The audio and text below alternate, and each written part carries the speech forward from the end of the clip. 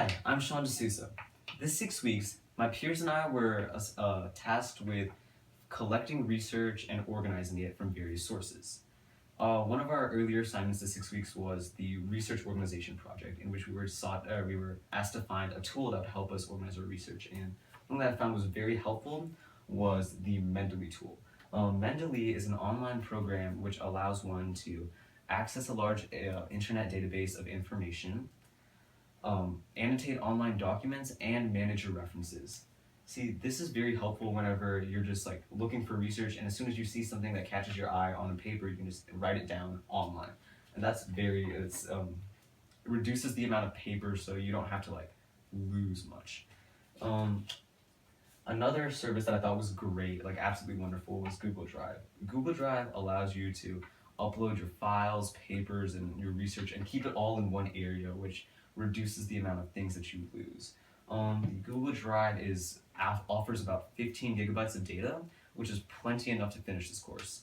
And the best aspect of the Google Drive is probably the simplified and easy to understand layout of it. It's very easy to just click a few buttons and then just pull up your research and all other papers that you have. It's great for reference, and whenever you're like trying to write a paper over all of your like previous works, it's very helpful.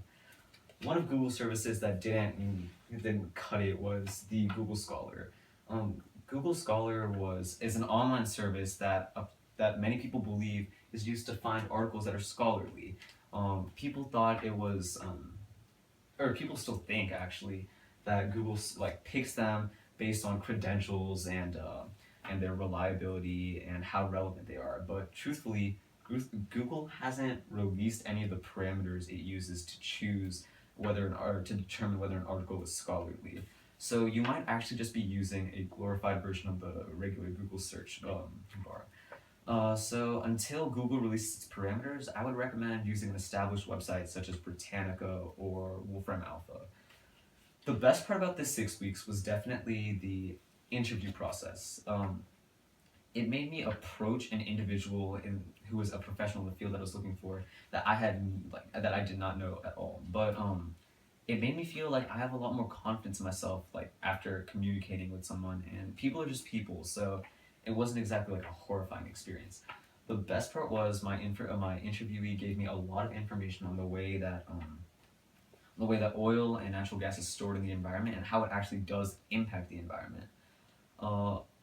Actually, one of the better aspects of this is that you get to build relationships within like the industry, which is something really nice. My interviewee and I still remain in pretty close contact 3 weeks after our interview, so that's actually very good. In my project, I don't know exactly what product I'm going to build or create, but I know which two fields it's probably going to impact. It's going to address human error whenever there is an oil spill or a pipeline corrosion event. Whenever whether it's like I don't know how to say it, human carelessness, or just like they just weren't being as detailed or vigilant as they needed to be. Or the other field the other like branch that I was hoping to affect was how or different ways to maintain pipeline structure during seasons when temperatures could actually make a difference in the integrity. Next 6 weeks, I am hoping to organize my research by color coding, which does sound very elementary. However, I'm pretty sure it will help me a lot. So what I was going to do is if I see any in the research that I'm looking at, if I see a thesis point, I'd highlight it in blue, and specific examples would go into red, or basic information in green, and statistics in pink. And this may seem very like simple, and it is, but how this is going to help me is that whenever I try to enunciate my ideas or create a train of thought, it would be a lot easier to go from more broad statements to specific statements. So this will help add clarity to my papers, and hopefully you see that too. Thank you.